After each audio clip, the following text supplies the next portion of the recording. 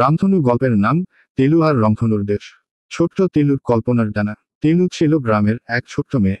তার বয়স মাত্র 7 বছর। সে ছিল খুব কৌতূহলী, সবকিছু জানতে চাইত, সবকিছু নিয়ে ভাবত। তার সবচেয়ে প্রিয় ছিল ছবি আঁকা আর রং। তার রঙিন পেন্সিলগুলোই ছিল তার আসল বন্ধু। তিলুর একটা রঙিন খাতা ছিল। সেখানে সে প্রতিদিন নানা রকম দৃশ্য আঁকত, পাখি, নদী, পাহাড়, ফুল আর রংধনু। সে স্বপ্ন দেখত যদি কোনোদিন সে রংধনুর দেশে যেতে পারত। কিন্তু সবাই তাকে হাসত, ওসব তো শুধু বইয়ের কল্পনা। তিলু চুপ করে থাকত, কিন্তু মনে মনে ঠিক করেছিল, আমি একদিন রংধনুর দেশে যাবি। এক জাদুকরী সন্ধ্যা। একদিন বিকেলে স্কুল থেকে ফিরে তিলু বাড়ির পিছনের মাঠে গেল ছবি আঁকতে। হঠাৎ করে আকাশে এক বিশাল রংধনু দেখা গেল। সেটা যেন ধীরে ধীরে নেমে এসে মাঠের ঠিক মাঝখানে পড়ে গেল। তিলু বিস্ময়ে তাকিয়ে থাকল। রংধনুর নিচে জ্বলে উঠল এক আলো, আর তার ভেতর থেকে বেরিয়ে এল এক বুড়ো মানুষ, মাথায় রঙিন টুপি, হাতে রঙের তুলি। তিনি বললেন, তিলু, আমি হলাম রং জাদুকর। তুমি কি রংধনুর দেশে যেতে চাও? তিলু চমকে উঠে বলল, আমি তো সব সময় তাই চাই। কিন্তু সত্যিই কি যাওয়া সম্ভব? রং জাদুকর বলল, তোমার মন পরিষ্কার, আর তুমি সত্যিকার শিল্পী। তাই তোমার জন্য রংধনুর দরজা খুলে গেছে। চলো, আমি তোমাকে নিয়ে যাই। তিলু চোখ বন্ধ করল, আর যখন চোখ খুলল, সে ছিল এক অন্যরকম রঙিন জগতে। রংধনুর রাজ্যে তিলু দেখতে পেল চারদিকে 7 রঙের শহর।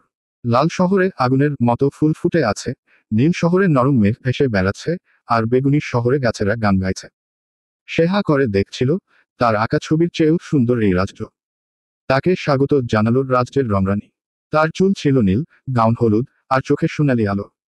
রানী বললেন, তিলু, আমরা তোমার কথা অনেকদিন ধরেই জানি। কিন্তু আমাদের রাজ্যে এখন বিপদ। সব রং হারাতে বসেছে।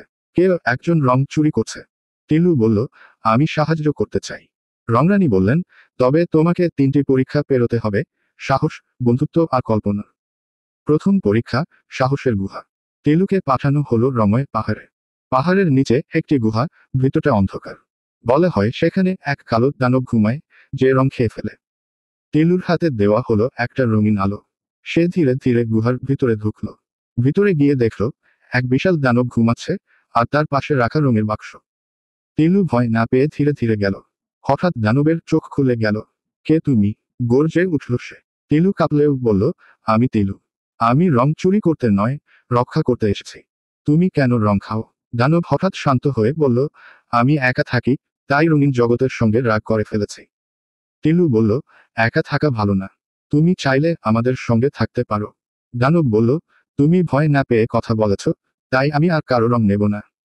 সাহসের গুহা তিলু পেরিয়ে এল। দ্বিতীয় পরীক্ষা, বন্ধুত্বের বাগান। রংধনুর বাগানে ছিল সব রঙের ফুল। কিন্তু তারা ঝরে যাচ্ছিল, কারণ একে অপরের রং নিয়ে হাসাহাসি করত। তিলু সেখানে গিয়ে বলল, তোমরা সবাই সুন্দর। লাল যেমন আগুনের মতো, নীল যেমন আকাশের মতো, সব রঙের আলাদা সৌন্দর্য আছে। সে সব রং মিশিয়ে এক বড় ছবি আঁকল, তাতে সব ফুল একসঙ্গে হাসছে। ফুলেরা বলল, আমরা বুঝেছি, রঙের যত ভিন্নতা, ততই সৌন্দর্য। তিলু বন্ধুত্ব ফিরিয়ে আনলো। তৃতীয় পরীক্ষা, কল্পনার দরজা। শেষ কাজ, তিলুকে আঁকতে হবে এমন একটি জিনিস, যা আগে কেউ কখনো দেখেনি। তিলু বসল রং তুলি হাতে। সে আঁকল এক উড়ন্ত বইগাছ, যার পাতায় গল্প আর শিকড় জ্ঞান ছড়ায়। সবার চোখ বড় হয়ে গেল। রংরানী বললেন, তোমার কল্পনা সত্যিই অসাধারণ। তারপর রানী এক ঝলকে জাদু ছড়িয়ে দিল, রং ফিরে এল, আকাশ রঙিন হয়ে উঠল, রাজ্যে গান বাজতে লাগলো।